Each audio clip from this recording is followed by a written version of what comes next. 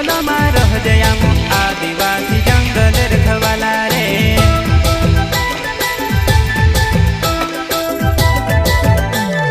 चल जंगल जमीन काज पूजे रे आदिवासी दुनिया ने रखवाला रे। बाप देव खतरी काज पूजे रे आदिवासी सबसे निराला रे।